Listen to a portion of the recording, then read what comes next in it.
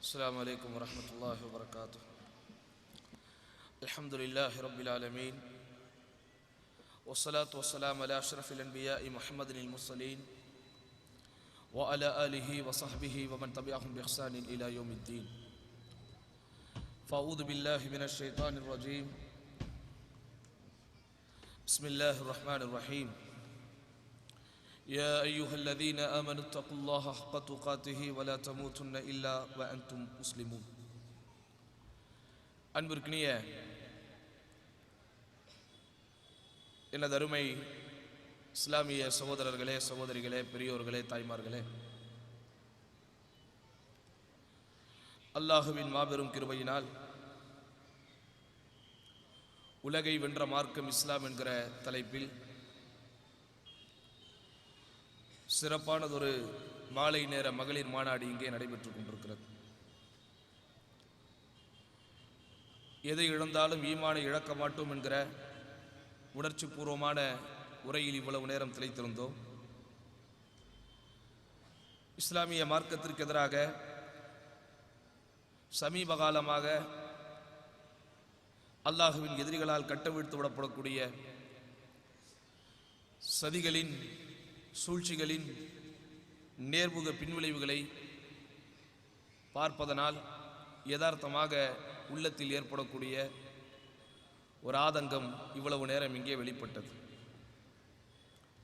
இந்த நேரத்தில் எப்போதுமே இஸ்லாமிய மார்க்கம் உணர்ச்சியை விட அறிவைத்தான் முக்கியத்துவமாக கருதும்படி நமக்கு சொல்கிறது. ஆதலால் இஸ்லாம் என்கிற நமது இன்டலெக்சுவல் ரிலீஜியன், அறிவார்ந்த மார்க்கம், பகுத்தறிவை போதிக்கிற மார்க்கம், உலகத்தில் மனிதநேயத்தையும் மனிதாபிமானத்தையும் மனித உணர்வையும் மனிதத்தையும் தர்மத்தையும் சகோதரத்துவத்தையும் நிலைநாட்டி இருக்கிற மார்க்கம் என்பதை நாம் பிறருக்கு எடுத்துச் சொல்ல கடமைப்பட்டிருக்கிறோம். 14 நூற்றாண்டுகளுக்கு முன்பு, 1400 ஆண்டுகளுக்கு முன்பு அண்ணலம் பெருமானார் ஸல்லல்லாஹு அலைஹி வஸல்லம் அவர்கள் மூலமாக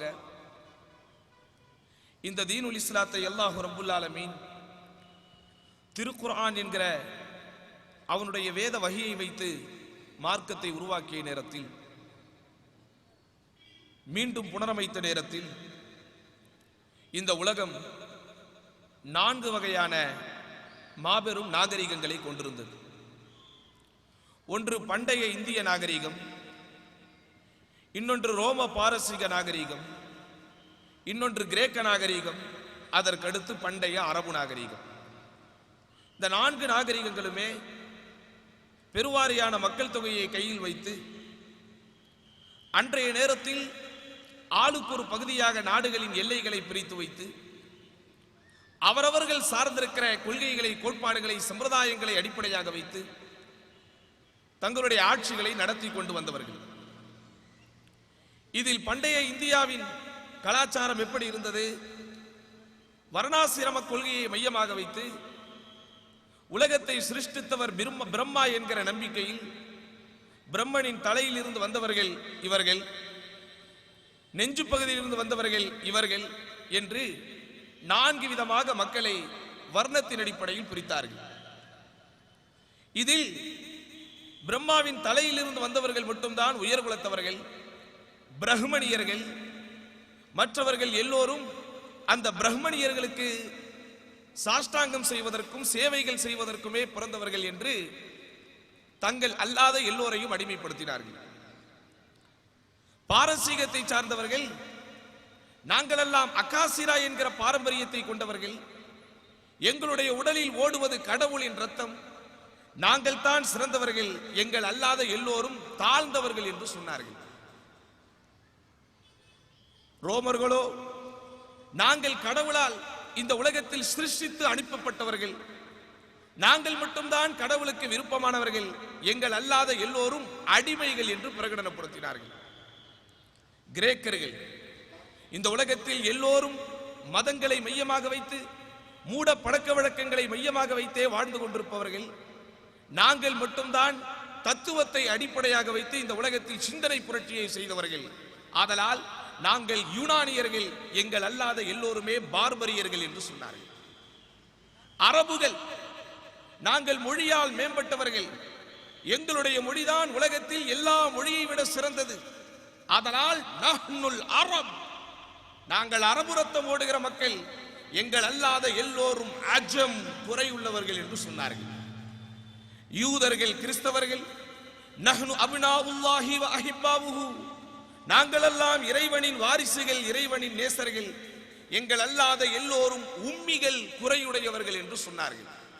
இப்படி உலகத்தில் நபிகள் நாயகம் ஸல்லல்லாஹு அலைஹி வஸல்லம் நபித்துவத்தை நிலைநாட்டுவதற்கு முன்பு வரை இக்ரா பிஸ்மி ரப்பிக்கல்லதீ ஹலக் என்கிற அல்லாஹ்வின் வசனம் இந்த பூமியை அலங்கரிக்கும் வரை உலகத்தில் இருக்கிற எல்லோரும் தான் சார்ந்திருக்கிற கொள்கை மட்டும்தான், தான் பிறந்திருக்கிற பிறப்பு மட்டும்தான், தான் சார்ந்திருக்கிற வர்ணம் மட்டும்தான் சிறந்தது, தன் அல்லாத எல்லோரும் இந்த உலகத்தில் சாக பிறந்தவர்கள், அடிமையாக வாழ்வதற்கே பிறந்தவர்கள் என்கின்ற நம்பிக்கையில் இருந்த காலம் அந்த காலம். ஆதலால் உலகத்தின் இயற்கையே யாரெல்லாம் இந்த மேல்தட்டு மக்களாய் பிறக்காமல் இருந்தார்களோ, அக்காசிராக்களாக, யூனானியர்களாக, அஹ்லுர் ரோம்களாக, அஹ்லுல் ஃபரஸ்களாக, அஹ்லுல் அரபுகளாக, பரஹ்மனியாக்களாக இல்லாமல் இருந்தார்களோ, இப்படி மக்களை அடிமைப்படுத்தி வாழக்கூடிய காலகட்டத்தில் மேல் சாதியில் பிறக்காமல் இருந்தார்களோ, எல்லோருக்கும் உள்ளத்தில் ஒரு ஏக்கம் இருந்தது, நம்மை சகோதரனே என்று கூப்பிடுவதற்கு ஒரு அழைப்பு வராதா? வர்ணத்தை வைத்தும் நிறத்தை வைத்தும் மொழியை வைத்தும் பேதப்படுத்திக் கொண்டிருக்கிற, கூறுபடுத்திக் கொண்டிருக்கிற இந்த மக்களுக்கு மத்தியில் மனிதனே என்று பிறப்பை அடிப்படையாக வைத்து கூப்பிடுவதற்கு ஒரு அழைப்பு வராதா என்று காத்திருந்த நேரத்தில் தான் அகிலத்தின் அருட்கொடை அண்ணலம் பெருமானார் மனிதநேயத்தை உலகத்தில் போதித்த மாநபி ஸல்லல்லாஹு அலைஹி வஸல்லம் யா அய்யுஹன் நாஸ், மனிதர்களே என்று அழைத்தார். உலகத்தில் எல்லோரும் ரோமர்களை பார்த்து அஹ்லர் ரோம் என்றுதான் அந்த மதகுருமார்கள் கூப்பிட்டார்கள். பாரசீகர்களை தங்கள் மதகுருமார்கள் அஹ்லுல் ஃபரஸ், பாரசீகர்களே என்றுதான் கூப்பிட்டார்கள். வருணாசிரமத்தை மையமாக வைத்து ஆட்சி நடத்தப்பட்டுக் கொண்டிருந்த காலகட்டத்தில் அஹ்லுல் பர்ஹமனே என்றுதான் அவர்களை கூப்பிட்டார்கள்.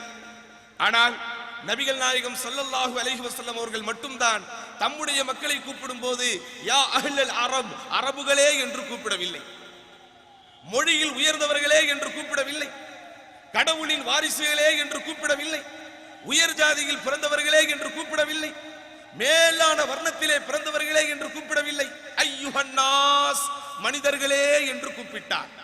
இது அதுவரைக்கும் உலகத்தில் காண கிடைக்காத அதிசயமான அற்புதமான அழைப்பு, அதுவரைக்கும் உலகத்தில் எந்த இடத்திலும் கூவப்படாத ஒரு அழைப்பு, கிழக்கு மேற்கு வடக்கு தெற்கு என்று உலகத்தின் எண் திசைகளிலும் யாருமே எண்ணி பார்க்க முடியாத ஒரு அழைப்பு, அய்யுஹன் நாஸ், மனிதர்களே என்கிற அழைப்பு. பிறப்பால் ஏற்றத்தாழ்வு கிடையாது, நிறத்தால் பாகுபாடு கிடையாது, கொண்ட கொள்கையால் மட்டும்தான் வித்தியாசம், அதுவும் படைத்தவனிடத்தில் மரணித்ததற்கு பிறகுதான் வித்தியாசம் என்கிற அந்த கொள்கை உலக மக்களை ஈர்த்தது. யா அய்யுஹன் நாஸ், மனிதர்களே, இன்னா ஹலக்னாக்கும் மின் ذكரின் வ உன்சா, ஒரே ஆணிலிருந்து ஒரே பெண்ணிலிருந்து தான் உங்களை படைத்தோம் என்ற அழைப்பு உலகத்தில் முதல் தந்தது இஸ்லாமிய மார்க்கம் மட்டும்தான். இதை எவராலும் மறுக்க முடியாது. அப்படிப்பட்ட தீனுல் இஸ்லாம் ஏன் எல்லாராலும் இன்றைக்கு குதறப்படுகிறது? அந்த இஸ்லாத்தின் வளர்ச்சியை கண்டும் எழுச்சியை கண்டும் ஏன் இவர்கள் எரிச்சல் அடைகிறார்கள்? இந்த மார்க்கம் மனிதநேயத்தை போதிக்கிறது. இந்த மார்க்கத்தை ஏற்கின்ற போது ஜாதியின் பெயரால் யாரும் லாபம் அடிக்க முடியாது. இந்த மார்க்கத்தை ஏற்கிற போது நிறத்தை வைத்து யாரும் தம்மை உயர்ந்தவர்கள் என்று காட்டிக்கொள்ள முடியாது. இந்த மார்க்கத்தை ஏற்கின்ற போது கடவுளின் ரத்தம் எங்கள் உடலில் ஓடிக்கொண்டிருக்கிறது என்று யாரும் உயர்ந்த கருத்தை பேச முடியாது. அப்படிப்பட்ட அடிப்படையில் இஸ்லாமிய மார்க்கம் நபிகள் நாயகம் ஸல்லல்லாஹு அலைஹி வஸல்லம் அவர்கள் மூலம் உலகம் எதிர்பார்த்து கொண்டிருந்த மிகப்பெரிய அதிசயத்தை, அற்புதத்தை இந்த உலகத்தில் நிகழ்த்தி காட்டியது. அப்படிப்பட்ட அடிப்படையில் தான் நபிகள் நாயகம் ஸல்லல்லாஹு அலைஹி வஸல்லம் 13 ஆண்டு கால மக்கமா நகரில் கஷ்டப்பட்டு ஒரு மிகப்பெரிய சமுதாயத்தை உருவாக்கி மீண்டும் 10 ஆண்டு காலம் தொடர் போராட்டம் செய்து 23 ஆண்டு காலத்தில் இந்த உலகம் பார்க்காத, இந்த உலகம் அதுவரைக்கும் தன்னுடைய வாழ்வில் கண்டிராத, இந்த உலகம் அதுவரைக்கும் தன்னுடைய வாழ்வில் எண்ணிக்கூட பார்த்திட முடியாத ஒரு அற்புதமான உயர்ந்த சமுதாயத்தை உருவாக்கி காட்டினார்கள். அந்த ரசூலுல்லாஹி ஸல்லல்லாஹு அலைஹி வஸல்லம் அவர்களுடைய அந்த ஹஜ் பயணத்தில் மிகப்பெரிய சில பிரகடனங்களை பெருமானார் ஸல்லல்லாஹு அலைஹி வஸல்லம் இந்த உலக மக்களுக்கு அறிவித்தார்கள். அதனால் வரைக்கும் உலகம் மனிதர்களை பாகுபடுத்தி கூறுபடுத்தி நிறத்தை வைத்தும் மொழியை வைத்தும் பிறப்பை வைத்தும் சாதியை வைத்தும் மனிதர்களை மனிதர்களாக்கி அடிமைப்படுத்தி சிறுமைப்படுத்தி மக்களே கொடுமைப்படுத்திக் கொண்டிருந்த எல்லா விஷயங்களுக்கும் சாவுமணி அடிக்கும் விதத்தில் நபிகள் நாயகம் ஸல்லல்லாஹு அலைஹி வஸல்லம் சில பிரகடனங்களை உலகத்திற்கு கொடுத்தார்கள். அதில் முதல் பிரகடனம் சமத்துவ பிரகடனத்தை ரசூல் ஸல்லல்லாஹு அலைஹி வஸல்லம் செயல்படுத்தினார்கள். என்ன சொன்னார்கள்? இன்னல்லாஹ அஸ்ஸ வ ஜல்ல கத் அஸ்ஹப அன்கும் கிய்பத்தல் ஜாஹிலியா. மனிதர்களே, நிச்சயமாக அல்லாஹ் உங்களை விட்டு அறியாமை கால பெருமையை அகற்றி விட்டான். வ ஃபக்ரஹா பில் ஆபாஇ, பெற்றோர்களின் குலப்பெருமையை கொண்டு பெருமை அடித்துக் கொண்டிருந்தீர்களே அதையும் அல்லாஹ் அழித்து விட்டான். எப்படி? இனி யாரும் உலகத்தில் எங்களிடத்தில் கடவுளின் ரத்தம் ஓடுகிறது என்று சொல்ல முடியாது. இனி யாரும் உலகத்தில் நாங்கள் தான் அக்காசிராக்கள் என்று பெருமை பேச முடியாது. இனி உலகத்தில் நாங்கள் தான் சிந்தனையாசிகள் என்று யாரும் சொல்ல முடியாது. இனி உலகத்தில் நாங்கள் தான் உயர்ந்த மொழியை பேசுபவர்கள் என்று சொல்ல முடியாது. காரணம், கத் அஸ்ஹப அன்கும் கிய்பத்தல் ஜாஹிலியா, அறியாமை கால அனைத்து விதமான பெருமைகளை, மௌட்டிக பெருமைகளை அல்லாஹ் ரப்புல் ஆலமீன் அழித்தே விட்டான். மனிதர்கள் யார்? நிறத்தால் பாகுபாடா, பிறப்பால் பாகுபாடா, நாட்டின் எல்லையால் பாகுபாடா, பேசுகின்ற மொழியால் பாகுபாடா? இல்லை. முஃமினுன் தகியுன் வ ஃபாஜிருன் ஷகியுன். உலகத்தில் இரண்டே விதமான மக்கள் தான். உலகத்தில் இரண்டு ஜாதி தான். உலகத்தில் இரண்டு வர்ணம் தான். உலகத்தில் இரண்டு விதம் தான். யார்? முஃமினுன் தகியுன், இறைவனை அஞ்சுகின்ற அல்லாஹ்வின் மீது நம்பிக்கை கொண்டிருப்பவன். வ ஃபாஜிருன் ஷகியுன், இறைவனை அஞ்சாமல் பாவம் செய்து கொண்டிருக்கிற கெட்டவன். உலகத்தில் இரண்டு ஜாதி. ஒன்று நல்லவனாய் வாழ்வது, இன்னொன்று தீயவனாய் வாழ்வது. உலகத்தில் இரண்டு ஜாதி. ஒன்று அல்லாஹ்வை நம்புவது, இன்னொன்று அல்லாஹ்வை நம்பாமல் இருப்பது. உலகத்தில் இரண்டு ஜாதி.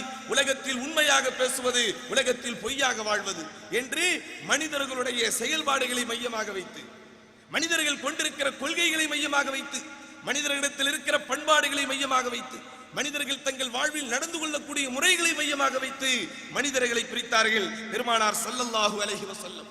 அடுத்து சொன்னார்கள், அன்தும் பனு ஆதம். ரோமர்களே, பாரசீகர்களே, கிரேக்கர்களே, இந்தியர்களே, அரபுகளே, அன்தும் பனு ஆதம், எல்லோரும் ஆதத்தின் மக்கள். வ ஆதமு மின் துராப், ஆதம் மண்ணால் படைக்கப்பட்டவர் என்று சமத்துவ பிரகடனத்தை செலுத்தினார்கள் பெருமானார் ஸல்லல்லாஹு அலைஹி வஸல்லம் அவர்கள். ஆதலால் தான் இஸ்லாமிய மார்க்கம் பரவியது. இஸ்லாமிய மார்க்கம் இந்த உலகத்தில் பரவியதற்கு காரணம் என்ன? அரபு உலகத்தில் 14 நூற்றாண்டுகளுக்கு முன்பு அண்ணல பெருமானார் ஸல்லல்லாஹு அலைஹி வஸல்லம் அவர்களால் எடுத்து எம்பப்பட்ட திருக்குர்ஆன் என்கின்ற வேத வெளிச்சத்தை வைத்து புனர் நிர்மாணம் செய்யப்பட்ட, வணக்கத்திற்குரியவன் அல்லாஹ்வை தவிர யாரும் இல்லை என்று ஆதம் அலைஹிஸ்ஸலாத்து வஸ்ஸலாம் அவர்கள் காலத்தில் இருந்த அல்லாஹ் நிலைநாட்டிய மார்க்கத்தை 14 நூற்றாண்டுகளுக்கு முன்பு அல்லாஹ் புத்துயிர் பெற வைத்து, எழுச்சி பெற வைத்து, ஏற்றம் பெற வைத்து, மறுமலர்ச்சி காண வைத்து, அதிசயத்தோடு அற்புதத்தோடு இந்த உலகத்தில் மார்க்கத்தை நிலைநாட்டினானே, அந்த மார்க்கம் பட்டி தொட்டி எங்கும் பரவுவதற்கு காரணம் இந்த மார்க்கத்தில் பெருமானார் ஸல்லல்லாஹு அலைஹி வஸல்லம் அன்றைக்கு நிலைநாட்டி காட்டிய சமத்துவ பிரகடனம். எப்படிப்பட்ட சமத்துவ பிரகடனம்? வணக்க வழிபாடுகளில் யாருக்கும் ஏற்றத்தாழ்வு கிடையாது. விஐபி தரிசனம் கிடையாது. கோயில்களுக்கு போகும் போதோ, மடாலயங்களுக்கு போகும் போதோ, வணக்கஸ்தலங்களுக்கு போகும் போதோ உயர்ந்த குலத்தவர்களுக்கு ஒரு இடம், தாழ்ந்த குலத்தவர்களுக்கு ஒரு இடம் கிடையாது. உயர்ந்த குலத்தை பார்க்கும் போது பிரம்மதேவனே நமக என்பதோ, தாழ்ந்த குலத்தவனை பார்க்கும் போது சூத்திரவாள சமுதாயே நமக என்பதெல்லாம் இஸ்லாத்தில் கிடையாது. இதனால் இஸ்லாம் பரவியது. உயர் குலத்திலே பிறந்தாலும், தாழ்ந்த குலத்திலே பிறந்தாலும், பொருளாதாரத்தில் மேம்பட்டவனாக இருந்தாலும், ஏழை பராரையாக இருந்தாலும், ஆட்சி செய்வனாக இருந்தாலும், அடிமைப்படுத்தப்பட்டவனாக இருந்தாலும், கல்வியில் மேம்பட்டவனாக இருந்தாலும், கல்வியை காணாதவனாக இருந்தாலும், சிந்தனைவாதியாக இருந்தாலும், சிந்தனையை இல்லாதவனாக இருந்தாலும், எல்லோரும் ஆதத்தின் மக்கள் என்கிற அந்த தனித்தன்மையை, அந்த சமத்துவத்தை, அந்த சமதர்மயத்தை, அந்த பொதுவுடைமை சித்தாந்தத்தை 1400 ஆண்டுகளுக்கு முன்பு அல்லாஹ்வின் தூதர் ஸல்லல்லாஹு அலைஹி வஸல்லம் நாட்டி காட்டினார்கள். உலகத்தின் வரைபடத்தில் எத்தனையோ நாடுகள் அன்று கூட இருந்தன. எங்காவது ஒரு சின்ன வரலாற்று குறிப்பை காட்ட முடியுமா? 14 நூற்றாண்டுகளுக்கு முன்பு இந்த உலகத்தில் இருந்த மதங்களில், அந்த மதத்தை செயல்படுத்தியவர்களில் எத்தனை விதமான வணக்க வழிபாடுகள் இருந்தன? அதில் உயர் குலத்தவர்களுக்கு எத்தனை விதமான சிறப்புகள் தரப்பட்டன? ஆனால் அப்படிப்பட்ட எந்த பாகுபாடும் இஸ்லாமிய மார்க்கத்தில் கிடையாது. அல் முசாவாத்து ஃபில் வாஜிபாத், கடமைகளில் சமத்துவம். ஜகாத்தா, செல்வம் இருக்கிற எல்லோருக்கும் கடமை. ஹஜ்ஜா, முடிந்த எல்லோருக்கும் கடமை. தொழுகையா, முஸ்லிமாக பிறந்த, முஸ்லிமாக வாழ்ந்து கொண்டிருக்கிற எல்லோருக்குமே கடமை என்று வணக்க வழிபாடுகளை செலுத்துவதில் இஸ்லாமிய மார்க்கம் சமத்துவத்தை பேணச் செய்தது. அல் முசாவாத்து ஃபில் ஹுகூக், உரிமைகளை தருவதில், கடமைகளை செலுத்துவதில் எல்லோருக்கும் சமத்துவம் என்று சொன்னது. ஹலாலையும் ஹராமையும் பேணுகின்ற விஷயத்தில் எல்லோருக்கும் ஒரே சட்டம் தான் என்று சொன்னது. உயர்ந்தவர்களுக்கு ஒரு சட்டம், தாழ்ந்தவர்களுக்கு ஒரு சட்டம் என்று இருந்ததா? ஆனால் இங்கே நீங்கள் கொஞ்சம் கம்பேர் செய்து பாருங்கள். 14 நூற்றாண்டுகளுக்கு முன்பு உலகத்தில் இருந்த பிரபல்யமான எல்லா நாகரிகங்களின் புத்தகங்களையும் எடுத்து படித்து பாருங்கள். இப்படிப்பட்ட ஒரு சமத்துவத்தை உலகம் காணாமலேயே தான் இருந்தது. எல்லோரும் இடத்தை வைத்தும், நிறத்தை வைத்தும், மொழியை வைத்தும் மக்களை பாகுபடுத்தி சிலரை உயர்ந்தவர்கள் என்றும் பலரை தாழ்ந்தவர்கள் என்றும் கூறுபடுத்தித்தான் வைத்தார்கள்.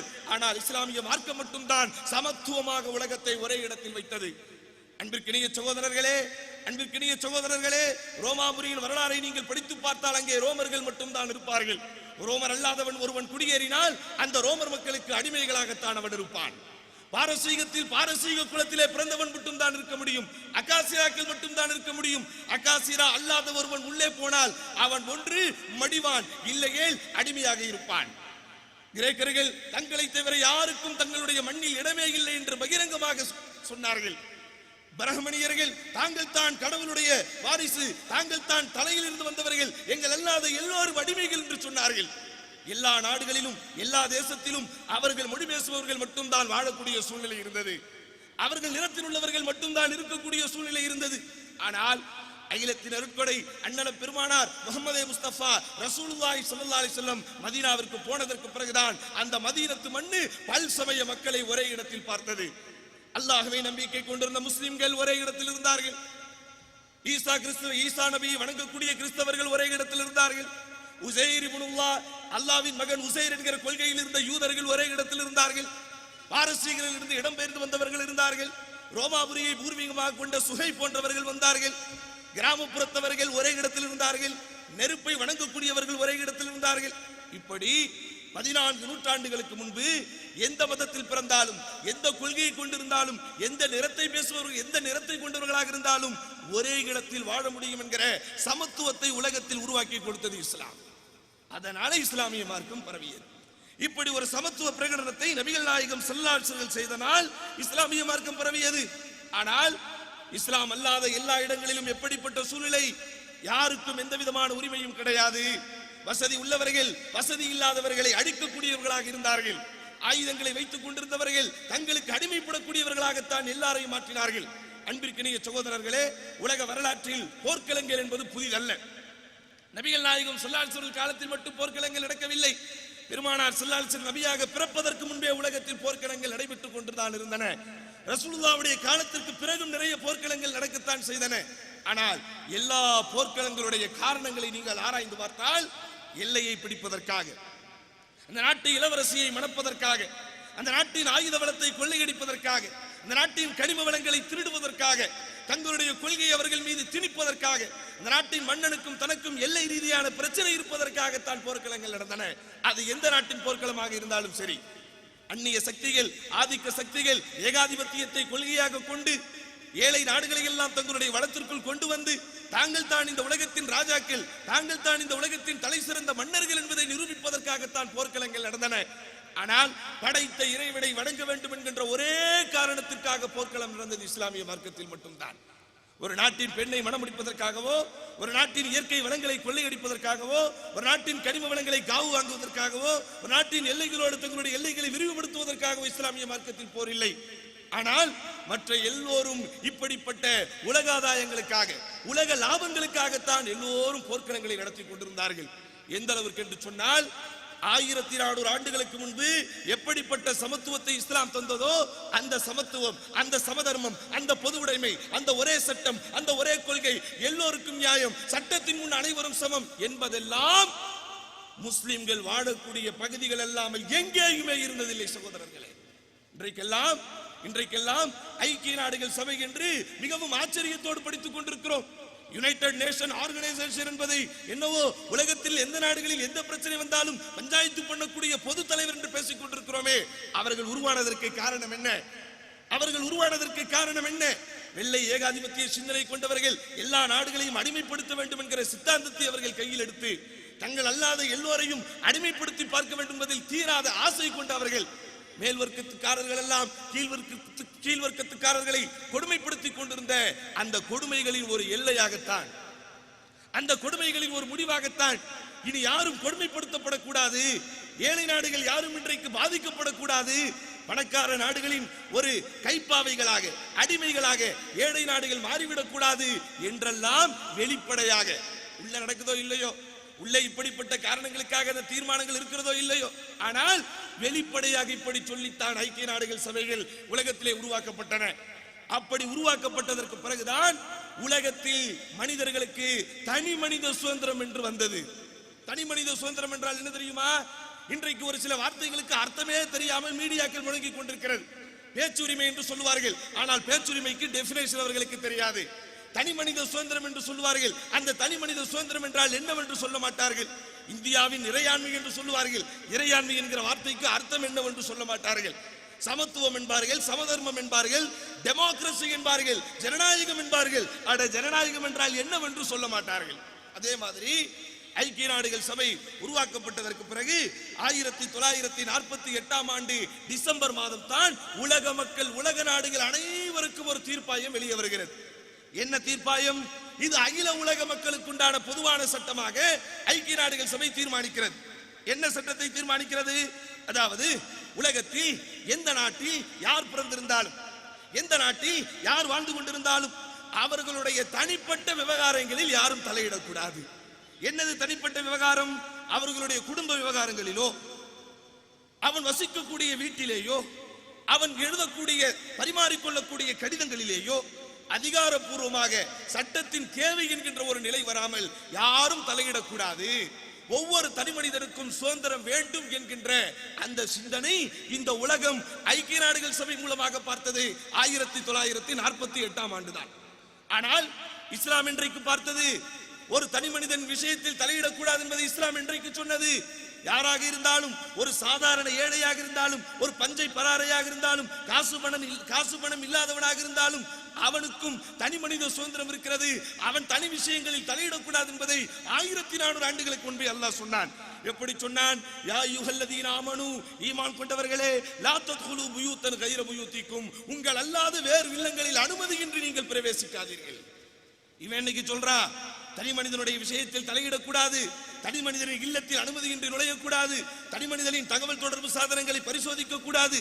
அதனால் தான் இன்றைக்கு தொலைபேசி ஒட்டு கேட்பு, கடிதத்தை பிரித்து படித்தல் இதெல்லாம் தேச துரோகமாக பார்க்கப்படுகிறது. ஏன் இவைகள் எல்லாம் சட்டப்பூர்வமாக தடை? காரணம் 1948ஆம் ஆண்டுதான் உலகத்தில் முதல் சட்டப்பூர்வமாக உலக மக்களுக்கு செய்தி வருகிறது, அடுத்தவர்கள் விவகாரத்தில் தலையிடக்கூடாது, ஒரு தனி மனிதனின் சுதந்திரத்திற்குள் அத்துமீறி நுழையக்கூடாது, ஒருவனின் இல்லத்திற்கு அவன் தான் தலைவன் என்றால் அவன் அனுமதியின்றி உள்ளே போகக்கூடாது, அது அரசாங்கமாகவே இருந்தாலும் கூட. இது என்னைக்கு தெரியுது? ஒரு தனி மனிதனுக்கு சுதந்திரம் வேண்டும் என்பதை உலகம் என்றைக்கு சிந்திக்க ஆரம்பிக்கிறது? நாம் வாழ்ந்த இந்தியாவிற்கு சுதந்திரம் கிடைப்பதற்கு அந்த நேரத்தில் 1948ஆம் ஆண்டுதான் அகில உலகமே ஒரு தீர்ப்பாயத்தை பார்க்கிறது. ஆனால் இஸ்லாம் என்றைக்கு பார்த்தது? 14 நூற்றாண்டுகளுக்கு முன்பு பார்த்தது. இப்படிப்பட்ட சமத்துவ பிரகடனத்தை இஸ்லாமிய மார்க்கம் அன்றைக்கு நபிகள் நாயகம் ஸல்லல்லாஹு அலைஹி வஸல்லம் அவர்கள் மூலமாக அல்லாஹ் ரப்பல் ஆலமீன் நிலைநாட்டி காட்டினார். இந்த சமத்துவம் எங்கே இருக்கிறது? தாய் மதம் திரும்புங்கள் என்று இன்றைக்கு அழைப்பு சொல்லப்படுகிறது. இப்படிப்பட்ட ஒரு சமத்துவம் தாய் மதத்தில் இருக்கிறதா? முதலில் தாய் மதம் என்றால் அந்த தாய் யார் சொல்ல தயாரா? மதம் என்றால் அந்த மதத்திற்கு அர்த்தம் என்ன என்று சொல்ல தயாரா?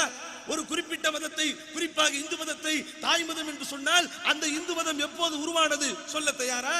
அந்த இந்து மதத்தை உருவாக்கியவர் யார் சொல்ல தயாரா? இஸ்லாத்திற்கு வாருங்கள் என்று கூப்பிடுகிறோம். ஏன்? இஸ்லாம் என்றால் அல்லாஹ்வை வணங்குவது. இந்து மதம் என்றால் யாரை வணங்குவது? இஸ்லாத்திற்கு வாருங்கள் என்று சொல்லுகிறோம். காரணம், இஸ்லாத்தின் அடிப்படை குர்ஆன். இஸ்லாத்திற்கு ஒரு வேதம் இருக்கிறது, குர்ஆன். ஆனால் உங்களுடைய மதத்திற்கு வேதம் எங்கே இருக்கிறது? ரிக் வேதமா, யஜூர் வேதமா, சாம வேதமா, அதர்வண வேதமா, அல்லது இந்த நான்கோடு சேர்ந்து என்னவோ உபன்யாசங்கள் எல்லாம் இருக்கிறது அதுவா? அல்லது மதகுருமார்கள் என்று அறியப்பட்டவர்களின் அறமுறைகளா, அறிவுரைகளா? ரிக் வேதம் இந்துக்களின் வேதம் என்று சொல்ல முடியுமா உங்களால் ஆதாரப்பூர்வமாக? யஜூர் வேதம் இந்துக்களின் வேதம் என்று ஆதாரப்பூர்வமாக சொல்ல முடியுமா? தாய் மதம் திரும்பு என்று சொல்வதில் தவறில்லை. முதலில் எது தாய் மதம் என்று சொல்லுங்கள். இஸ்லாமிய மார்க்கத்தில் காலை நேரத்தில் உலகமே உறங்கிக் கொண்டிருக்கிறது, எல்லோரும் உறங்கிக் கொண்டிருக்கிறோம். இரவு உறக்கம் என்பது மனிதர்களின் தேவை. உறக்கத்தில் இருப்பவர்கள் காலையில் எழுந்து இறைவனை வணங்கும்படி எல்லா மதங்களும் சொல்லுகிறது, இஸ்லாமும் சொல்லுகிறது, இந்து மதமும் சொல்லுகிறது. இஸ்லாம் எப்படி சொல்லுகிறது? அஸ்ஸலாத்து கைரும் மினன் நௌம், தூக்கத்தை விட தொழுகையே மேலானது. ரைட். எப்பா எல்லாம் தூங்கிக்கிட்டே இருக்கிறீங்க, தூங்க கூடாது. தூக்கத்துல இருந்து நீங்க எந்திரிச்சு கடவுளை வணங்கவா, உன்னை படைத்த இறைவனுக்கு நன்றி செலுத்து. இதில் ஒரு நியாயம் இருக்கிறது. ஆனால் தாய்மதம் திரும்ப வேண்டும் என்று மேடை போட்டு அழைக்கிறீர்களே, அந்த தாய்மதத்தில் என்ன நிலைமை? கௌசல்யா சுப்ரஜா ராமபூர்வா சந்தியா பிரவர்த்ததே. கந்த சஷ்டி கவலம், கந்த சஷ்டி கவசம் கேள்விப்பட்டிருக்கிறீர்களா? இதை சமஸ்கிருதத்திலே தான் எல்லா வீட்டிலும் ஓட விடுவார்கள். இதை மட்டும் தமிழ் மொழியில் ஓட விட்டால் தெரியும் தாய்மதம் எது, இஸ்லாம் எது என்று. என்ன அர்த்தம் இதற்கு? கௌசல்யா சுப்ரஜா ராமபூர்வா சந்திரா பிரவர்த்ததே. பூரண சந்திரன் உதித்து விட்டது, ராமரே எழுந்திருங்கள், கௌசல்யா எழுந்திருங்கள், ஏனைய கடவுளர்களின் பெயர்களை எல்லாம் சொல்லிவிட்டு எழுந்திருங்கள். இந்த சந்திரனுடைய பூர்வ சந்திரனை நீங்கள் அனுபவிக்க வேண்டாமா? உத்திஷ்ட உத்திஷ்ட என்ற எழுந்திரீங்கள் எழுந்திரீங்கள் என்று தூங்கிக்கிட்டு இருக்கிற மக்களை எழுப்பி என்ன செய்யணும்? கடவுளை வணங்க வேண்டும் என்று சொல்ல வேண்டும்.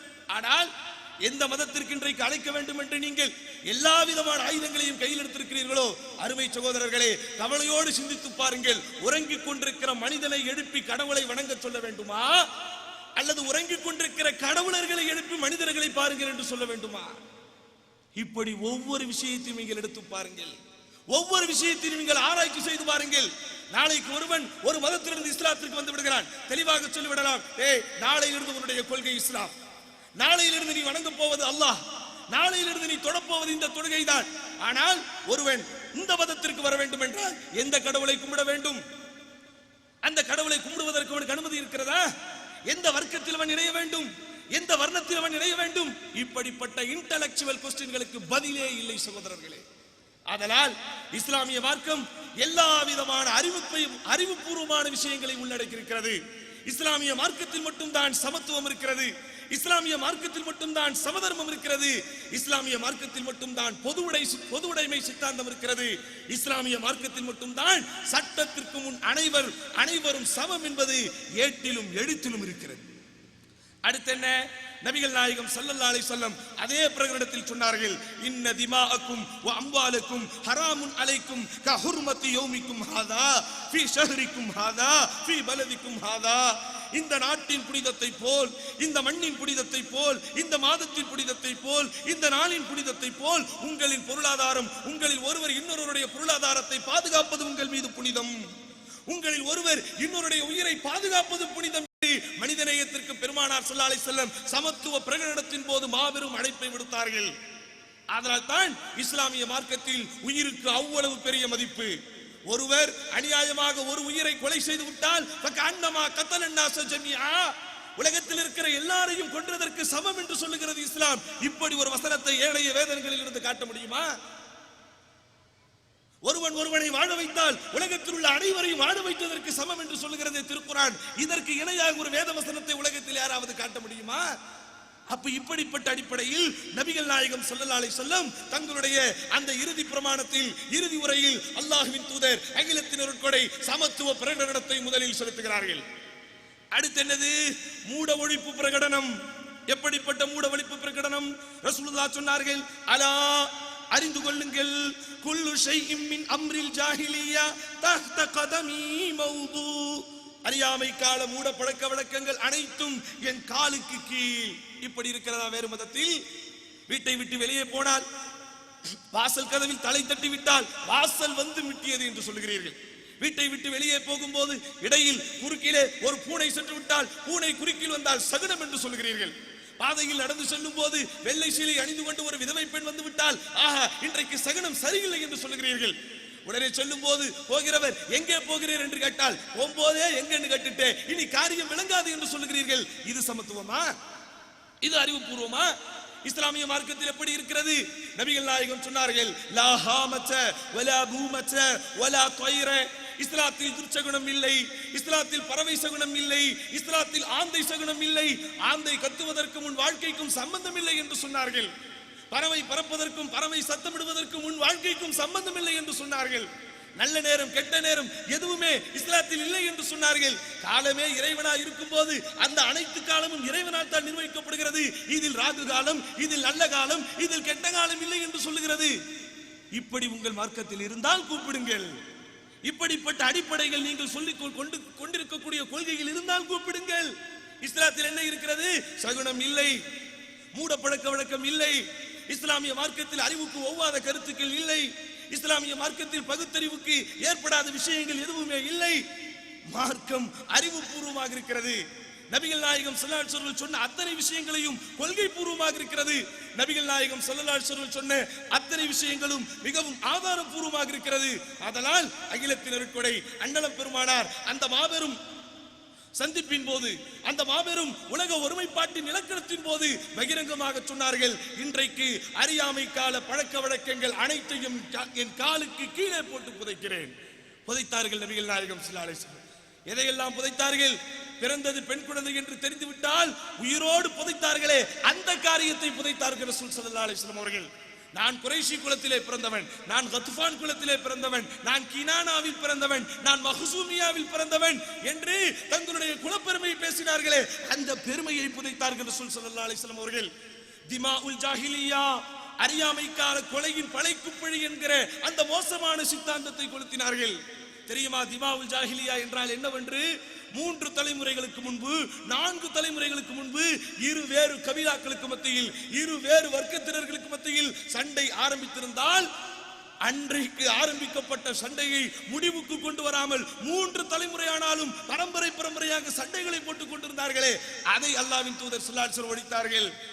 அதே போன்று எது உடலில் அணிந்து கொண்டிருக்கிற மானத்தை மறைப்பதற்கு அடிப்படையாக மனிதர்கள் அணிந்து கொண்டிருக்கிற ஆடைகளை எல்லாம் அவிழ்த்து தூக்கி போட்டுவிட்டு நிர்வாணமாக வலம் வருவதுதான் வணக்க வழிபாடு என்ற நம்பிக்கை கொண்டிருந்தார்களே அந்த மூட நம்பிக்கை பழக்க வழக்கத்தை புதித்தார்கள். இப்படி நபிகள் நாயகம் ஸல்லல்லாஹு அலைஹி வஸல்லம் உலகத்தில் மனிதநேயம் தழைக்க, மனிதம் பாதுகாக்கப்பட, சமதர்மம் ஓங்க, சமத்துவ கொள்கை உயர, அனைவரும் சட்டத்திற்கு முன் இறைவனுக்கு முன் சமம் என்கிற சங்கநாதம் முழங்க மூட பழக்க வழக்குகளை ஒழித்தார்கள். நீங்கள் சொல்ல தயாரா?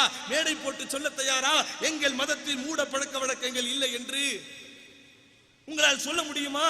எங்களுடைய கொள்கையில், நாங்கள் கொண்டிருக்கிற சித்தாந்தத்தில், எங்களுடைய கோட்பாடுகளில் அறிவுக்கு ஒவ்வாத கருத்துக்கள் இல்லை என்று உங்களால் சொல்ல முடியுமா? அப்படி நீங்கள் சொன்னால் உங்கள் மதத்தில் உள்ளவர்களே அதற்கு உங்களுக்கு மறுப்பு கொடுப்பார்கள். அப்ப மதம் என்றால், மார்க்கம் என்றால் என்னவென்று தயவு செய்து புரிய ஆசைப்படுங்கள் சகோதரர்களே, புரிய ஆசைப்படுங்கள். ஒருவன் 14 நூற்றாண்டுகளாக அன்றிலிருந்து இன்று வரை உலக ஒருமைப்பாட்டின் இலக்கணமாய் ஓரிரை ஓர்முறை என்று ஒரு உலகமே வாழ்ந்து கொண்டிருக்கிறது. எதனால் வாழ்ந்து கொண்டிருக்கிறது? எதனால் வாழ்ந்து கொண்டிருக்கிறது? கடவுளர்கள் என்று நீங்களாக சூட்டிக் கொண்டு ஒரு சில கற்பனை பெயர்களை வைத்துக் கொண்டு இன்றைக்கு பூஜித்துக் கொண்டிருக்கிறோமே, இந்த மாநிலத்தை விட்டு வேறு மாநிலத்திற்கு போய் அந்த கடவுளின் பெயரை சொன்னால் அவர்களுக்கு தெரியுமா? அந்த மாநிலத்தில் உள்ளவர்கள் தங்களுடைய குலதெய்வங்கள் என்கிற பெயரில் வணங்கிக் கொண்டிருக்கிறார்களே, அவர்களுடைய பெயரை இந்த நாட்டை விட்டு வேறு நாட்டிற்கு போய் சொன்னால் தெரியுமா?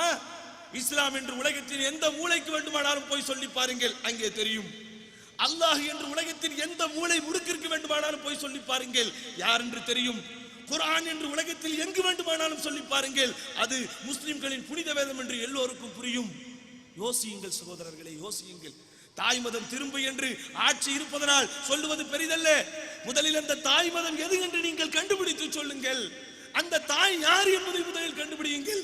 எதற்கெடுத்தாலும் தாய் மண், எதற்கெடுத்தாலும் தாய் தேசம், எதற்கெடுத்தாலும் தாய் மதம். ஓகே, அந்த தாய் யார் கண்டுபிடித்து கொண்டு வாருங்கள். அந்த தாயிடத்திலேயே நாங்கள் விவாதிக்க தயார். அப்போ ஒரு மனிதன் ஒரு கொள்கையை தேர்ந்தெடுப்பது, ஒரு கோட்பாட்டை தேர்ந்தெடுப்பது, ஒரு சித்தாந்தத்திற்குள் தன்னை அவன் சிந்தனை பூர்வமாக உள்ளடக்கிக் கொள்வது, அந்த மார்க்கம் அல்லது அந்த கொள்கை போதிக்கக்கூடிய கொள்கைகளை வைத்துத்தான், போதிக்கக்கூடிய கருத்துக்களை வைத்துத்தான். அடுத்த இறை தூதர் பகிரங்கப்படுத்தினார், ரிபல் ஜாஹிலியத்தி மௌது, அறியாமை காலத்தில் முட்டாள்தனமாக இவர்கள் உருவாக்கி வைத்தார்களே அந்த வட்டியின் பண பரிமாற்றத்தை இதோ என் காலுக்கு கீழ் புதைக்கிறேன் என்று சொன்னார் நபிகள் நாயகம் ஸல்லல்லாஹு அலைஹி வஸல்லம். புதைத்ததோடு மாத்திரமல்லாமல் பொருளாதாரத்திற்கு மிக அழகான கட்டுப்பாடுகளை சொன்னார். பொருளாதார பரிமாற்றம் எப்படி இருக்க வேண்டும் என்று சொன்னார். இப்படிப்பட்ட முறைகள் உங்கள் வேதத்திலே இருக்கிறதா? நீங்கள் மதம் என்று சொல்லக்கூடிய மதத்தில் ஒருவன் பொருளாதாரத்தை எப்படி சம்பாதிக்க வேண்டும், எப்படி செலவழிக்க வேண்டும் காட்ட தயாரா? இஸ்லாமிய மார்க்கத்தில் இருக்கிறது, இஸ்லாமிய மார்க்கத்தில் இருக்கிறது. போய்கொண்டே இருக்கிறீர்கள். உங்களுக்கு ஒரு புதையல் கிடைத்து விட்டால் அந்த புதையல் பணத்தில் கூட எத்தனை சதவிகிதம் நீங்கள் தர்மம் செய்ய வேண்டும், எத்தனை சதவிகிதத்தை நீங்கள் வைத்துக் கொள்ளலாம் மார்க்கத்தில் சொல்லப்பட்டிருக்கிறது. உங்கள் தந்தை சம்பாதித்த பொருளாதாரம் தான், இருந்தாலும் அதில் ஆண்மகன் உனக்கு எவ்வளவு, பெண்மகள் அவளுக்கு எவ்வளவு வேதத்தில் இருக்கிறது, வேறு வேதத்தில் காட்ட முடியுமா? இப்படி சகோதரர்களே பொருளாதாரம் ஆரம்பித்து பொருளாதாரத்தில் எப்படி சம்பாதிக்க வேண்டும், எப்படி செலவழிக்க வேண்டும், எப்படி சேமித்து வைக்க வேண்டும், அத்தனைக்கும் வரைவிலக்கணம் எங்கள் வேதத்தில் இருக்கிறது. உங்கள் வேதத்தில் இருந்தால் கொண்டு வந்து காட்டுங்கள், அதற்கு பிறகு பரிசீலிப்போம் எது தாய் மதம் என்று. கவனத்தோடு பேசுங்கள் சகோதரர்களே, சிந்தனை பூர்வமாக பேசுங்கள் சகோதரர்களே. ஆயுதம் இருக்கிறது என்பதற்காக ஆட வேண்டும் என்று ஆசைப்படாதீர்கள். எங்களிடத்திலும் ஆயுதம் இருக்கிறது, அதுதான் இறைவனை நோக்கி நாங்கள் உயர்த்தக்கூடிய கரம். கண்ணீரோடு ஒவ்வொரு இரவிலும் ஒவ்வொரு முஸ்லிமான சகோதரனும் சகோதரியும் யா அல்லாஹ் எங்களை இவர்கள் கொடுமைப்படுத்திக் கொண்டிருக்கிறார்கள் என்று கண்ணீர் விட்டு இறைவனிடத்தில் நாங்கள் கதறினால் அந்த கதறல், அந்த ஆயுதம் 1000 கண்ணுகளை விட 1000 பீரங்கிகளை விட பலம் உள்ளது என்பதை புரிந்து கொள்ளுங்கள். அறிவுபூர்வமாக பேசுங்கள். ஆயுதத்தை அந்நிய நாட்டிலே கொண்டு போய் காட்டுங்கள். இந்த நாட்டின் பிரஜைகளாக வாழ்ந்து கொண்டிருக்கிறோம், இந்த நாட்டின் ஜனநாயகத்தின் மீது நம்பிக்கை கொண்டிருக்கிறோம், நாங்களும் ஓட்டு போட்டுக் கொண்டிருக்கிறோம், நாட்டின் அனைத்து சட்டத்திட்டங்களுக்கும் கட்டுப்பட்டு கொண்டிருக்கிறோம். உங்கள் மதம் பெரிதா, எங்கள் மதம் பெரிதா? மேடையில் பேசுவோம், அறிவை மையமாக வைத்து பேசுவோம், ஆயுதத்தை மையமாக வைத்தல்ல. ஆயுதத்தை யாரிடத்திலே காட்ட வேண்டும்? எல்லை தாண்டிய பயங்கரவாதம் என்று சொல்லுகிறீர்களே, முடிந்தால் அவர்களிடத்தில் காட்டுங்கள். அந்நிய நாடுகள், அரபு நாடுகள் என்று சொல்லுகிறீர்களே, முடிந்தால் அவர்களிடத்திலே போய் காட்டுங்கள். இந்த மண்ணின் மைந்தர்கள் நாங்கள். கைபர் கோலன் கணவாய் வழியாக வந்தேறியவர்கள் அல்ல. உலகத்தில் இந்தியாவிற்கு வரைபடத்தை போட்டுக் கொடுத்தவர்களை முஸ்லிம்கள் தான். மறுக்க முடியுமா? முஸ்லிம்கள் இந்த உலகத்திற்கு, இந்த நாட்டிற்குள் நுழைவதற்கு முன்பு வரை நான் சேரன், நீ சோழன், நீ பாண்டியன் என்று இருக்கிற சிறு நிலங்களை கூட குறுநிலங்களாக ஆக்கியதுதான் உங்கள் வேலை.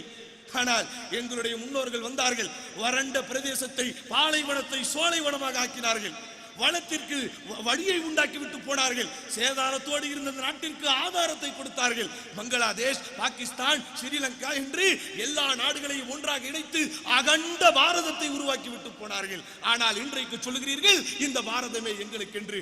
மனசாட்சியோடு பேசுங்கள், மனசாட்சியோடு பேசுங்கள். நாட்டிற்கு சுதந்திரம் வாங்கி கொடுத்தவர் காந்தி என்று சொல்லுகிறீர்களே, அந்த காந்திக்காக கதறி விட்டவர்கள் நாங்கள், ஆனால் அந்த காந்தியையே சுட்டு கதற விட்டவர்கள் நீங்கள். இப்படி எந்த விஷயத்தையும் பற்றி ஆராயாமல், எதை பற்றியும் யோசிக்காமல், அட பின்னணி என்ன, இதன் பின்னால் என்ன கருத்துக்கள் இருக்கிறது யோசித்து பாருங்கள். இவ்வளவு நேரம், 1 மணி நேரம் இஸ்லாம் வளர்ந்த வரலாறில் எத்தனை விதமான தியாகங்களை நம்முடைய முன்னோர்கள் தாங்கியிருந்தார்கள் என்று சொன்னார்களே, எதனால் அவர்களை தாங்க முடிந்தது?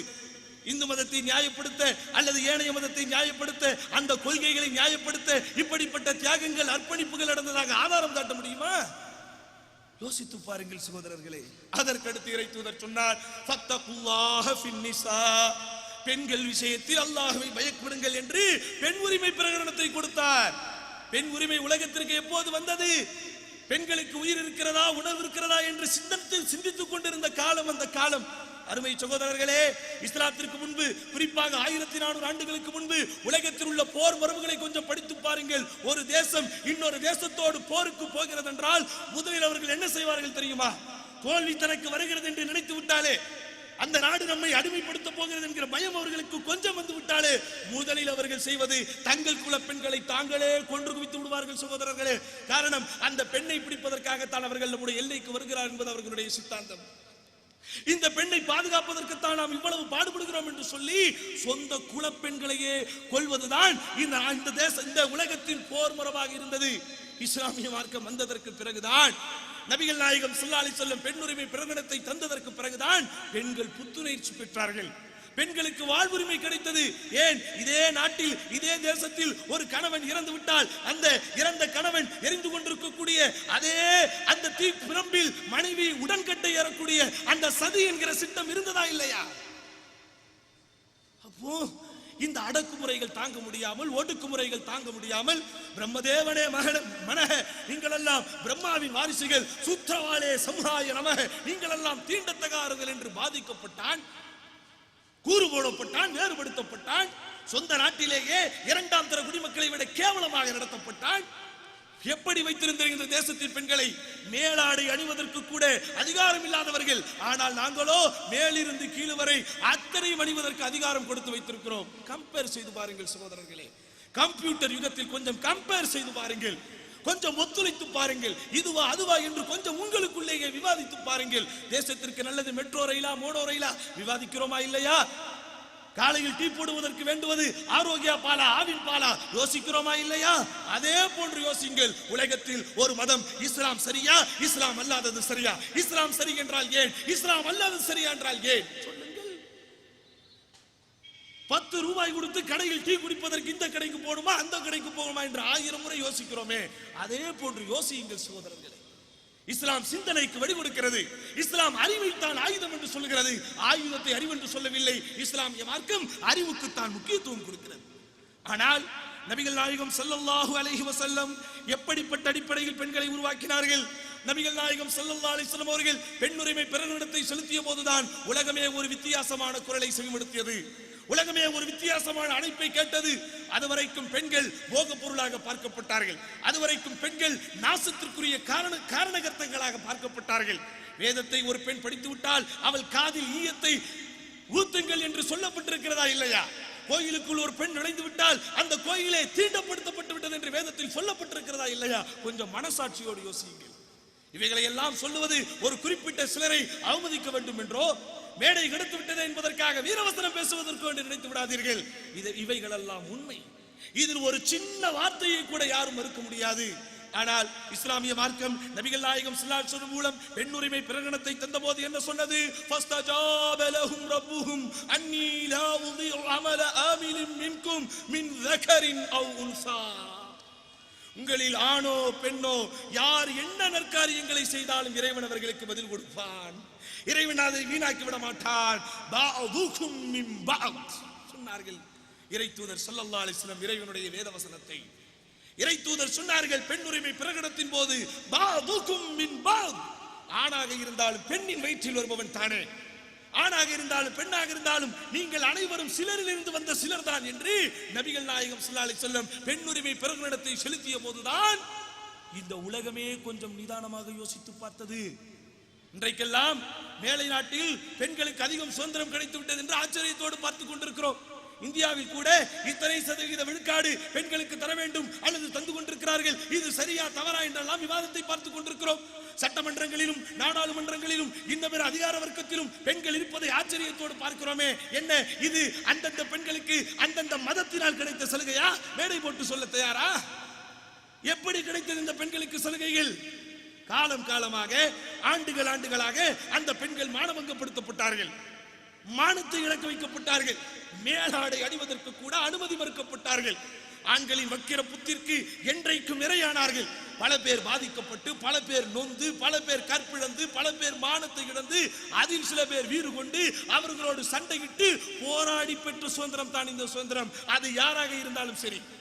உலகத்தில் இன்றைக்கெல்லாம் தாழ்த்தப்பட்டவர்கள் என்று பார்க்கப்படுபவர்களுக்கு இஸ்லாத்தை பொறுத்த வரைக்கும் யாரும் தாழ்ந்த மகன் அல்ல. சகோதரா வா, உன்னை கட்டி பிடிப்பதற்கு நான் தயார். நான் பருகக்கூடிய அதே கோப்பையை உனக்கு பருக தருவதற்கு தயார். நான் உண்ணக்கூடிய அதே தட்டில் உன்னையும் உண்ண வைப்பதற்கு தயார். ஆனால் இதே போன்று உங்களுடைய மதங்களை நீங்கள் ஏற்றுக்கொள்வீர்களா? உங்களுடைய மதத்தை சேர்ந்தவன் என்று சொல்லுகிறீர்கள், நீங்கள் கும்பிடக்கூடிய அதே தெய்வத்தை கும்பிடக்கூடிய என்று சொல்லுகிறீர்கள். ஆனால் அந்த மக்களில் சிலரை அல்ல பலரை எஸ்சி என்றும் எஸ்டி என்றும் பிரித்து வைத்திருப்பது எவ்வளவு கேவலம். இதை குறித்து என்றைக்காவது நீங்கள் சிந்தித்திருக்கிறீர்களா? இஸ்லாத்தில் அப்படி இருக்கிறதா? எஸ்சி முஸ்லிம், எஸ்டி முஸ்லிம் என்று இருக்கிறதா? தலித் முஸ்லிம் என்று இருக்கிறதா? தீண்டத்தகாத முஸ்லிம் என்று இருக்கிறதா? பாட புத்தகங்கள் தோறும் எழுதி வைக்கப்பட்டிருக்கிறது. எதுக்கு? தீண்டாமை ஒரு பெருங்குற்றம், தீண்டாமை ஒரு மனிதநேயமற்ற செயல், தீண்டாமை ஒரு காட்டுமிராண்டித்தனமான செயல். எதற்கு எழுதப்பட்டது? எதற்காக எல்லா தமிழ்நாட்டு அரசாங்கத்தினுடைய பாடநூல்களில் ஒரு ஸ்லோகத்தை போல் எழுதி வைத்திருக்கிறது? காரணம், காலம் காலமாக இந்த மக்கள் அடிமைப்படுத்தப்பட்டார்கள். மதத்தின் பெயரால், நிறத்தின் பெயரால், வர்ணத்தின் பெயரால் பெரும்பான்மையினருக்கு அடிமைப்படுத்தப்பட்டவர்களாக இவர்கள் இருக்க வேண்டும் என்று மூளை செலவை செய்யப்பட்டு சூத்திரர்களுக்கு பிறந்தவர்களை என்றவர்களை கேவலப்படுத்தப்பட்டதனால் ஒரு இன இழிவு வேண்டும், ஒரு விடிவு வேண்டும். இன இழிவிலிருந்து நாங்கள் விடுதலை பெற வேண்டும் என்பதற்காக இஸ்லாமிய மார்க்கத்தை தழுவினார்கள். இதை மறுப்பதற்கு தயாரா? பெண்களை எப்படி வைத்திருக்கிறீர்கள்? ஒரு பெண் கோயிலுக்குள் நுழைய முடியுமா? அந்த பெண் நுழைந்து விட்டால் தீட்டு என்று இன்றைக்கு வரைக்கும் கருதப்படுகிறதா இல்லையா? கொஞ்சம் கவலையோடு சிந்தியுங்கள் சகோதரர்களே, கவலையோடு சிந்தியுங்கள். ஆனால் எங்களுடைய மாநாட்டில் இன்றைக்கு ஆண்களை விட பெண்கள் அதிகம். எங்களுடைய ஜம்மியாவில் ஆண்களுக்கு ஒரு மதரசா, பெண்களுக்கு வைத்திருக்கிறோம் 25 மதரசா. எங்களுடைய பள்ளிவாசல் இப்படி எந்த ஆக்டிவிட்டியை எடுத்துக்கொண்டாலும் இஸ்லாமிய ரீதியாக எந்த செயல்பாடுகளை பார்த்தாலும் ஆண்களை விட பெண்களை கூட்டம் கூட்டமாக அவர்களுக்கு மார்க்கத்தீனியை போட்டுக் கொண்டிருக்கிறோம். கூட்டம் கூட்டமாக அவர்களுக்கு அறிவு பசிக்கு அறிவுரையை கொடுத்துக் கொண்டிருக்கிறோம் என்றால் யோசித்து பாருங்கள், இஸ்லாமிய மார்க்க பெண்களை எந்த இடத்திற்கு உயர்வான மகுடத்தை தருகிறது? தாயாய் அவளை கண்ணியப்படுத்தியது, தாயின் காலனியில் தான் சொர்க்கம் இருக்கிறது என்று சொன்னது, மகளால் அவரை கவனப்படுத்தியது. யாருக்கு 2 பெண் மக்கள் இருந்து அந்த 2 பெண் மக்களுக்கு ஒழுக்கத்தை கொடுத்து நல்ல முறையில் அவனை கல்யாணம் செய்து வைத்தால் அவனும் நானும் சொர்க்கத்தில் இப்படி இருப்போம் என்று சொர்க்கத்தை ஒரு பெண் மகளால் தன் பெற்றோர்களுக்கு வாங்கி தர முடியும் என்று இஸ்லாம் சொன்னது. இப்படி தாயாய், மனைவியாய், சகோதரியாய், மகளாய் அவள் எடுக்கிற அத்தனை பரிணாமத்திலும் அவளுக்கு சிறப்பை கொடுத்தது. ஆனால் ஏனைய மதங்களில் எப்படி இருக்கிறது? பட்டால் பாவம், தொட்டால் தீட்டு என்று தானே வைத்திருக்கிறோம். இதையெல்லாம் கொஞ்சம் கவலையோடு சிந்தியுங்கள் சகோதரர்களே. படித்தவர்கள் பெருகிக் கொண்டிருக்கிற காலம் இந்த காலம். கம்ப்யூட்டரும் விஞ்ஞானமும் இன்றைக்கு மனிதர்களின் சிந்தனைக்கு சவால் விடக்கூடிய அளவிற்கு ஒரு உயர்வான இடத்தில் இருக்கிறோம் என்றால் கொஞ்சம் அறிவுபூர்வமாக, சிந்தனை பூர்வமாக சிந்தித்து பாருங்கள். இஸ்லாமிய மார்க்கம் நபிகள் நாயகம் ஸல்லல்லாஹு அலைஹி வஸல்லம் அவர்கள் மாபெரும் பிரகடனத்தை கொடுத்தார்கள். அன்னிசாஉ ஷகாயிகுர் ரிஜால், அன்னிசாஉ ஷகாயிகுர் ரிஜால். யார்? ஆண்கள் பெண்களின் சொந்த சகோதரிகளை போன்றவர்கள். காரணம், ஆணுக்கும் பெண்ணுக்கும் அல்லாஹ் ரப்பல் ஆலமீன் ஒரே மாதிரியான உணர்வுகளை கொடுத்திருக்கிறான். ஆணுக்கும் பெண்ணுக்கும் ஒரே மாதிரியான மார்க்க கட்டளைகளை கொடுத்திருக்கிறான். ஆணுக்கும் பெண்ணுக்கும் ஒரே மாதிரியான பிறப்பைத்தான் கொடுத்திருக்கிறான். ஆணுக்கு வேறொரு பிறப்பிடம், பெண்ணுக்கு வேறொரு பிறப்பிடமா? இன்னொரு விஷயத்தை நாம் தெரிந்து கொள்ள வேண்டும் சகோதரர்களே. உலகத்தில் தோன்றப்பட்ட மனிதர்களின் மூதாதையர்களில் ஆதி மனிதன் மூலமாகத்தான் உலகம் வந்தது என்கிற நம்பிக்கையில் இன்றைக்கு பலர் இருக்கிறோம்.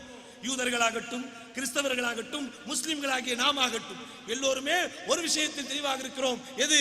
ஆதம் ஹவ்வா, ஆதாம் ஏவாளுக்கு பிறந்தவர்கள் தான் நாம் எல்லோரும் என்று. ஆனா இந்த ஆதாம் ஏவாள் பிறப்பை குறித்து எல்லா வேதங்களும் என்ன சொல்லுகிறது தெரியுமா? படைத்த இறைவனால் சொர்க்கத்திற்கு அனுப்பி வைக்கப்பட்ட போது ஏவாள் தான் இந்த தவறு செய்வதற்கு தூண்டினால், அந்த ஏவாளுடைய தூண்டுதனால் தான் ஆதம் தவறு செய்தார் என்று சொல்லி பழியை தூக்கி பொம்பளை மேல போட்டுச்சு. ஆனால் நபிகள் நாயகம் ஸல்லல்லாஹு அலைஹி வஸல்லம் பெண் உரிமை பெருகிடத்தை செலுத்தும் போது எப்படி நமக்கு சொல்லிக் கொடுத்தார் என்றால் குர்ஆனுடைய வசனத்தை சொன்னார்கள். வகுல்னா, இறைவன் சொல்கிறான், யா ஆதம் உஸ்குன் அன்த வ ஸௌஜுகல் ஜன்னah, ஆதமே நீங்களும் உங்கள் மனைவியும் சொர்க்கத்தில் பிரவேசியுங்கள், இருவரையும் ஒன்றாக சொல்கிறார். வகுலா மின்ஹுமா ஹைசு ஷி'துமா, நீங்கள் இருவரும் விரும்பியதை போல் சாப்பிடுங்கள். அனுபவிக்கும் போது இருவரையும் ஒன்றாகத்தான் சொன்னான். வலா தக்ரபா ஹாதிஹி ஷஜரத, நீங்கள் இருவரும் இந்த மரத்தை நெருங்காதீர்கள். கட்டளையிடும் போதும் இருவருக்கும் ஒன்றாகத்தான் சொன்னான். ஃபதகூனா மினல் ஸாலிமீன், அப்படி மரத்தை நெருங்கினால் நீங்கள் இருவருமே அநியாயக்காரர்களாக ஆகிவிடுவீர்கள். விளைவை சொல்லும் போதும் இருவருக்கும் ஒன்றாகத்தான் சொன்னான். ஆனால் குர்ஆன் அல்லாத திரிக்கப்பட்ட தௌராத் ஆகட்டும், திரிக்கப்பட்ட இன்ஜீலாகட்டும் என்ன சொல்லிக் கொண்டிருக்கிறீர்கள்? ஏவாளின் அந்த பெண்ணின் பாவம் தான் இன்றைக்கு உலகத்தில் நான் அவதிப்பட்டுக் கொண்டிருக்கிறோம் என்று சொல்லுகிறீர்களா? இல்லையா? ஆனால் இஸ்லாமிய மார்க்கம் பாவத்திலும் கூட ஆணும் பெண்ணும் சமம் என்று தான் சொல்கிறது. அந்த வசனத்தை இறைவன் ஆரம்பத்திலிருந்து முடிவும் வரை இருமை இதிலேயே சொல்கிறான், இருமை ஓட்டத்திலேயே சொல்கிறான். நீங்கள் இருவரும் சாப்பிடாதீர்கள், நீங்கள் இருவரும் நெருங்கி விடாதீர்கள். அப்படி நீங்கள் நெருங்கிவிட்டால் நீங்கள் இருவரும் பாவத்தாளிகளாக ஆகிவிடுவீர்கள். ஃபஅஸல்லஹும ஷைத்தானு, ஷைத்தான் இருவரையும் வழிகெடுத்தான். அங்கேயும் இறைவன் ஆதத்தை மட்டும் சொல்லவில்லை. எப்படி? ஃபஅஸல்லஹும ஷைத்தானு, ஷைத்தான் அவர்கள் இருவரையும் வழிகெடுத்தான். ஃபஅக்ரஜஹுமா மிம்மா கானா ஃபீஹி, அவர்கள் இருவரையும் ஷைத்தான் அங்கிருந்து வெளியேற்றினான். இப்படி படைப்பின் ஆரம்பத்தில் இருந்த ஆணுக்கும் பெண்ணுக்கும் சமத்துவம் கொடுப்பது இஸ்லாமிய மார்க்கம். ஆனால் இன்றைக்கு இஸ்லாத்தில் பெண்ணுரிமை இல்லை. யார் சொன்னா பெண்ணுரிமை இல்லை என்று? யார் சொன்னா பெண்ணுரிமை இல்லை என்று? நபிகள் நாயகம் ஸல்லல்லாஹு அலைஹி வஸல்லம் மனைவியார் பாக்கியம் பெற்ற அத்துணை பேரையும் உம்மஹாத்துல் முஃமினீன், இறை நம்பிக்கையாளர்களுக்கு தாய்மார்கள் என்று அன்றாடம் அவர்களை நாம் மதித்துக் கொண்டிருக்கிறோமே. இந்த இஸ்லாத்தில் பெண்களுக்கு உரிமை இல்லையா? யோசித்து பாருங்கள் சகோதரர்களே, யோசித்து பாருங்கள். அடுத்து என்ன? நபிகள் நாயகம் சொன்னார், அஸ்ஸலாத்து வமா மலக்கத் ஐமானுக்கும். 4வது பிரகடனமாக இறை தூதர் சொல்லும் போது அடிமைகள் நலவாழ்வு பிரகடனத்தை வெளிப்படுத்தினார். அதற்கு முன்பு வரை மக்களின் சூழ்நிலை எப்படி இருந்தது? ஆடு மாடுகளை போல் கேவலமாக நடத்தப்பட்டார்கள் அடிமைகள். ஒரு நாட்டின் அகதிகளாய் உள்ளே வந்து விட்டாலோ, போர்க்களத்தில் கைதிகளாக சிறைபிடிக்கப்பட்டு விட்டாலோ எப்படி நடத்தப்பட்டார்கள்? ஆனால் சிறை கைதிகளை கூட ஆசிரியருக்குரிய தகுதி கொடுத்து நடத்திய ஒரே தலைவர் மனிதநேயத்தின் புனிதர் நபிகள் நாயகம் ஸல்லல்லாஹு அலைஹி வஸல்லம் மட்டும்தான். அப்படிதானங்க? மதுரை போர்ல 70 கைதிகள் வந்த உடனே என்ன செய்தார்கள் ரசூலுல்லாஹ்? பிணை தொகையை கட்டிவிட்டு செல்லுங்கள் என்று பொது அறிவிப்பு செய்தார். பிணை தொகையை கட்ட முடியாதவர்களை ஆசிரியருக்கு பணியை கொடுத்து அவர்களை கௌரவித்தார்கள் நபிகள் நாயகம் ஸல்லல்லாஹு அலைஹி வஸல்லம் அவர்கள். இப்படி அடிமைகள் நலவாழ்வு. எப்படிப்பட்ட அடிமைகள் நலவாழ்வு?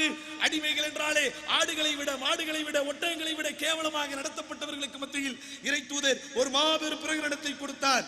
எப்படிப்பட்ட பிரகடனம் தெரியுமா? நபிகள் நாயகம் ஸல்லல்லாஹு சொன்னார்கள், ஹும் இஹ்வானுக்கும் ஹவுலக்கும். அடிமைகளை யார் என்று நினைத்துக் கொண்டிருக்கிறீர்கள்? இந்த பணியாளர்களை யார் என்று நினைத்துக் கொண்டிருக்கிறீர்கள்? இவர்கள் எல்லாம் உங்களோடு இருக்கக்கூடிய உங்களுடைய சகோதரர்கள். அவர்களால் முடியாத சுமையை அவர்கள் மீது செலுத்தாதீர்கள். இன்றைக்குத்தான் சகோதரர்களை இன்டர்நேஷனல் லேபர் லாஸ், எது இன்டர்நேஷனல் லேபர் லாஸ் என்றெல்லாம் ரூல்ஸ் எல்லாம் படித்துக் கொண்டிருக்கிறோமே, சர்வதேச அளவில் பணியாளர்களுக்குரிய சட்டங்கள் எல்லாம் இந்த 60 ஆண்டுகளுக்கு முன்பு வந்தது, 70 ஆண்டுகளுக்கு முன்பு வந்தது. உலகத்தில் பிரான்சிலும் அமெரிக்காவிலும் பிரிட்டனிலும் இவர்கள் எல்லாம் இணைந்து இந்த ஐக்கிய நாடுகள் சபையை ஆரம்பித்ததற்கு பிறகுதான் உலகத்தில் சர்வதேச அளவிற்கு பணியாளர்களுக்கு ரைட்ஸ் என்கிற சிந்தனையே உலக மக்களுக்கு வந்தது. ஆனா 1400 ஆண்டுகளுக்கு முன்பே அடிமைகள் நலவாரியத்தை அமைத்தது இஸ்லாமிய மார்க்கம். அடிமைகளுக்கு மறுவாழ்வு மையத்தை துவங்கியது இஸ்லாமிய மார்க்கம். பணியாளர்களுக்காக சேவை மையத்தை உருவாக்கியது இஸ்லாமிய மார்க்கம். ஒருவர் வந்து ஒரு எஜமானர் ரசூலுல்லாஹ் கேட்கிறார், யா ரசூலல்லாஹ், என்னுடைய பணியாளரை அவன் தவறு செய்யும் போது எத்தனை முறை மன்னிக்க வேண்டும்? ரசூலுல்லாஹ் மௌனம் காக்கிறார்கள். மீண்டும் கேட்கிறார், எத்தனை முறை மன்னிக்க வேண்டும்? மௌனம் காக்கிறார்கள். மீண்டும் கேட்கிறார், எத்தனை முறை மன்னிக்க வேண்டும்? 70 முறை அவனை நீ மன்னிக்க வேண்டும் என்று சொன்னார். இப்படி காட்டுங்கள் உங்கள் வேதத்தில் பார்க்கலாம். இப்படி இருக்கிறதா எந்த வேதத்திலாவது? வேதம் என்று சொன்னாலே வெறுமனே பூஜைகளும் புனஸ்காரங்களும் ஓதும் போது யாருக்குமே புரியாத மொழிகளும் அமைவதல்ல. ஒவ்வொரு நாளும் எல்லா மொழிகளிலும் மொழிபெயர்க்கப்பட்ட வேதம் ஒன்று உண்டுமா திருக்குர்ஆனை தவிர? சொல்லுங்கள். ரிக் வேதம், சாம வேதம், யஜுர் வேதம், அதர்வண வேதம் என்றெல்லாம் சொல்லுகிறோமே, அந்த வேதத்தின் மூல மொழிகள் எது சொல்ல முடியுமா? அந்த வேதத்தை மொழிபெயர்த்து கொடுக்க முடியுமா? அன்றாடம் கடவுளை பூஜிக்கும் போது மந்திரங்களை சொல்லிக் கொண்டிருக்கிறோமே, அந்த மந்திரங்களை நீங்கள் தமிழில் தர முடியுமா? தமிழில் பூஜை செய்தால் அது கடவுளுக்கு செய்யக்கூடிய துரோகம் என்று தமிழில் பூஜை செய்வதற்கு கூட அனுமதி மறுக்கப்படக்கூடிய ஒரு காலத்தில் நாம் இருக்கும் போது எதை வைத்துக் கொண்டு சகோதரர்களே நீங்கள் எங்களை தாய் மதத்திற்கு அழைக்கிறீர்கள்? அசதுத்தீன் உவைசி பாராளுமன்றத்தில் கேட்ட கேள்விக்கு இன்று வரைக்கும் பதில் இல்லையே. தாய் மதம் எது என்று நீங்கள் சொன்னும் போது இஸ்லாம் தான் இயற்கை மதம் என்று சொன்னாரே, அதுக்கு அறிவுபூர்வமாக ஆதாரபூர்வமாக எந்த தலைவரால் பதில் சொல்ல முடிந்ததா? அதனால் ஆயுதத்தின் மீது நம்பிக்கை வைத்து மக்களை இழுத்து விடலாம் என்று நினைக்காதீர்கள். முடிந்தால் அறிவை மையமாக வைத்து மேடையை போடுங்கள். முடிந்தால் அறிவை மையமாக வைத்து மேடையை போடுங்கள். எங்கள் மார்க்கத்தில் பெண்ணுரிமை பற்றி இப்படி இருக்கிறது, இஸ்லாமிய மார்க்கத்தில் இருக்கிறதா கேளுங்கள். எங்கள் மார்க்கத்தில் கல்வி உரிமை எப்படி இருக்கிறது, உங்கள் மார்க்கத்தில் இருக்கிறதா கேளுங்கள். அல்லது நாங்கள் கேட்கிறோம், எங்களுக்கு பதில் சொல்லுங்கள். இப்படி எதுவுமே இல்லாமல் அன்பு சகோதரர்களே, இந்தியாவை உருவாக்குவதில் உங்களை விட எண்ணிக்கையில் குறைவாக இருந்தாலும் அதை தியாகத்தில் உங்களை விட சதவிகிதத்தில் அதிகம் தியாகம் செய்துதான் இந்தியாவை உருவாக்கி கொடுத்திருக்கிறோம். இந்தியாவை உருவாக்கி கொடுத்ததில் எங்களுக்கு மிகப்பெரிய பங்கு இருக்கிறது. இந்தியாவிற்கு ஒரு உலக வரைபடத்தில் ஒரு தனி அங்கீகாரத்தை வாங்கி கொடுத்ததே முஸ்லிம்கள் தான். அதை யாராலும் மறுக்க முடியாது. ஆனால் நாட்டை உருவாக்கி கொடுத்த எங்களை இந்த நாட்டை விட்டு போங்கள் என்று சொன்னால் எங்கே போக முடியும்? யார் எங்க இருந்து வந்தாங்களோ அவங்க அங்க இருந்து போக சொல்லுங்க. நிரூபிக்க தயாரா? இந்த நாட்டில் இந்தியாவில் இருக்கிற எல்லோரும் வெளிநாட்டில் இருந்தால் வந்தவர்கள் என்று சொல்ல முடியுமா? யோசித்து பாருங்கள் சகோதரர்களே. ஆதலால் தான் இஸ்லாத்தை பற்றி எல்லா மதக்காரர்களும் பாராட்டி சொன்னார்கள். இன இழிவு நீங்க இஸ்லாத்தில் இணையுங்கள் என்று பெரியார் சொன்னாரே, மறுத்து பேச முடியுமா? திருக்குர்ஆனை படிக்கும் போது ஒரு காந்த சக்தியை உணர்கிறேன் என்று காந்திஜி சொன்னாரே, மறுக்க முடியுமா? நபிகள் நாயகத்தின் வரலாறை ஆரம்பம் முதல் கடைசி வரை படிக்கும் போது பகுத்தறிவுக்கு எதிரான ஒன்றுமே இல்லை என்று அறிஞர் அண்ணா சொன்னாரே, மறுக்க முடியுமா?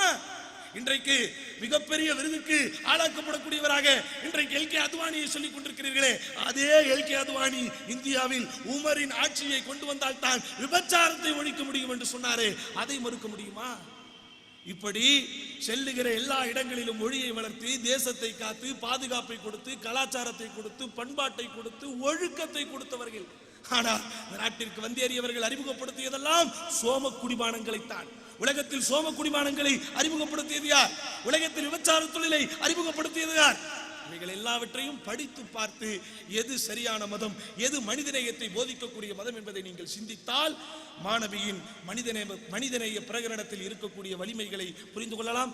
ஆதலால் உலகமே இருண்டு கிடந்த போது இருண்டு கிடந்த உலகத்தில் வெளிச்சத்தை ஏற்றி வைத்தது இஸ்லாம். ஆதலால் தான் இஸ்லாமிய மார்க்கம் இத்தனை அடக்குமுறைகள் தன்னை நோக்கி வந்தாலும் நாளுக்கு நாள் பரவி கொண்டிருக்கிறது என்பதை கொஞ்சம் அமர அமைதியாக சிந்தித்து பார்த்து தாய் மதம் திரும்புங்கள் என்று இந்த மேடையின் வாயிலாக அழைப்பு கொடுத்து வாய்ப்புக்கு நன்றி கூறி முடித்துக் கொள்கிறேன். வாஹ்ரதாவான் அல்ஹம்துலில்லாஹி ரப்பில் ஆலமீன். அஸ்ஸலாமு அலைக்கும் வரஹ்மத்துல்லாஹி.